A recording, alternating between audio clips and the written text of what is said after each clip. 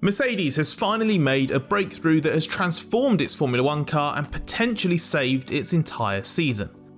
A much more competitive Spanish Grand Prix followed the revelation from the team that it has at last understood the porpoising problem that has held it back so badly with the 2022 technical rules. The conclusion that the car is not bouncing anymore and has suddenly become very quick really doesn't do justice to what Mercedes has done and just how much it has brought from the car.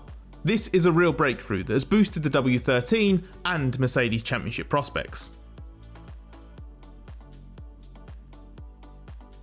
Mercedes spent the first few races compromised while trying to understand why its car suffers from porpoising so much. The complexity of the issue was best highlighted by just how confused Mercedes was. It didn't know why changes in wind speed or direction or track grip could suddenly make the problem better or worse. This was most evident in Miami, where Mercedes shone on Friday, but then small changes in the weather and track conditions over Saturday and Sunday left it back in its usual strife. Traditional development methods were basically useless for two reasons. First, as this was such a complex phenomenon, it couldn't be replicated in the wind tunnel or on a simulator. That meant Mercedes had to find a way to try to model the problem between the tunnel and on CFD. Eventually, Mercedes was finally able to replicate it in parts, which enabled the team to see what things it could change on the car that were the most sensitive. Mercedes was then able to identify a development direction, and this led to the parts we saw last weekend, parts that Mercedes had shaken down in a filming day in France before going on to Spain. The upgrades included a slot added to the outer edge of the floor, improving its performance when lowered to the ground, and a new bib vane added to the keel in the middle of the car that had two functions, generating more localized load and sending a vortex under the main floor. The second issue relating to the usual development process is that while the troubleshooting was going on, Mercedes couldn't do anything to actually improve its car. While the team searched for a permanent solution, the W13 had to be run at a higher ride height, out of the intended setup range, to try to minimise the bouncing as much as possible. That means Mercedes was unable to develop a performance package because it would effectively be a waste of time. Pretty much all of its focus was on using the tools available to resolve the bouncing as much as possible.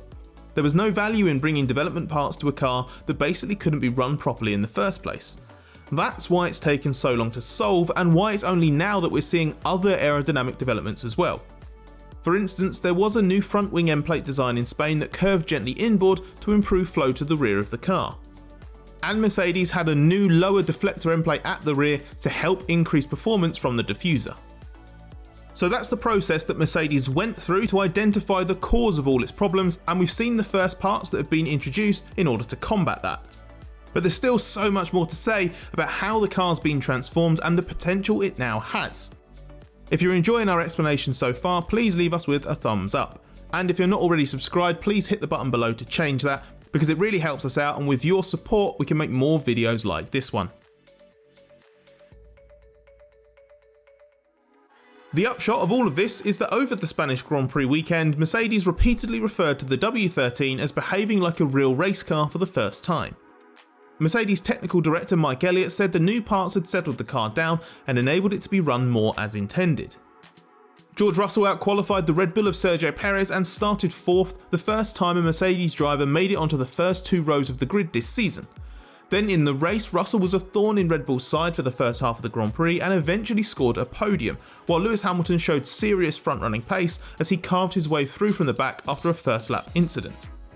But the Mercedes was still porpoising in Spain, mainly at the end of the straights and through the fastest corners of turns 3 and 9. So if it's not eliminated the problem entirely, where's the real breakthrough in this? By understanding and resolving the worst of the porpoising, Mercedes is now setting the car up properly, and that means the car is also reacting to setup changes better. To use that favoured Mercedes terminology, it behaves like a racing car for the first time this year. It's lower to the ground, it's working the tyres better, it's not smashing into the ground down the straights, and it's producing less drag. That makes the car faster through the corners than before and faster down the straights than before. In fact, Hamilton was fastest through the speed trap in qualifying, and Mercedes reckons its real top speed is now finally being shown.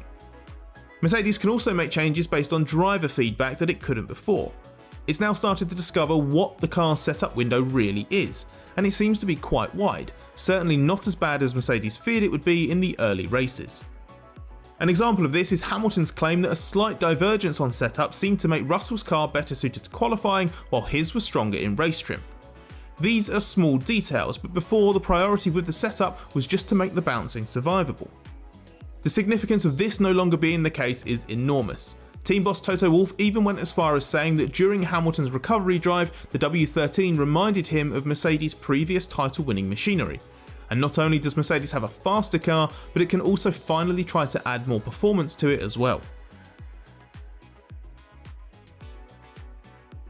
Despite all the positivity of the Spanish Grand Prix weekend, Mercedes' lead car was still a long way behind Max Verstappen's Red Bull and would have been even further behind Charles Leclerc's Ferrari.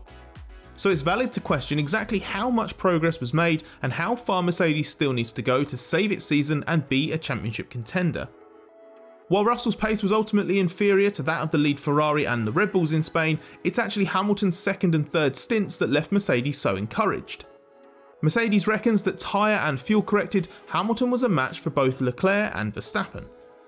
Hamilton was going to beat a Ferrari on merit before he lost coolant late on and wasn't even able to go full throttle at the end of the race as he managed temperatures. Meanwhile, Russell had cooling problems early in the Grand Prix that made the power unit raging hot, forcing him to lift and coast more than he was supposed to. This was because the forecast for the race was 32 degrees, 34 maximum, but temperatures actually increased to 37 at the start, which Mercedes never anticipated. Internally, the team is aware that even a best estimate of a direct comparison is tricky, especially as their rivals probably had something in reserve as well. Leclerc was in a safe position before retiring, so probably wasn't pushing flat out, while Verstappen was initially stuck behind Russell and then was in race management mode once he'd inherited the lead. Mercedes reckons that it was maybe a tenth slower than Ferrari in race trim and 2 or 3 tenths behind Red Bull. If correct, that's its best performance of the year by a long way. And this is just the start. Now Mercedes has a platform to be more competitive in races, but also to develop its car further. There was a suggestion from Russell during the weekend that Mercedes had to sacrifice some peak downforce to get the car into this improved porpoising window. So now the challenge for Mercedes is to add as much performance as possible without triggering the problem again or causing new issues. The next few races will now define how much progress it has made already with the updates it had in Spain and whether it can do enough with the added development that's in the works to start beating Ferrari and Red Bull. There is at least finally hope within the world champion team. It's later than anyone at Mercedes would have wanted, but it may just be that its season has finally started for real.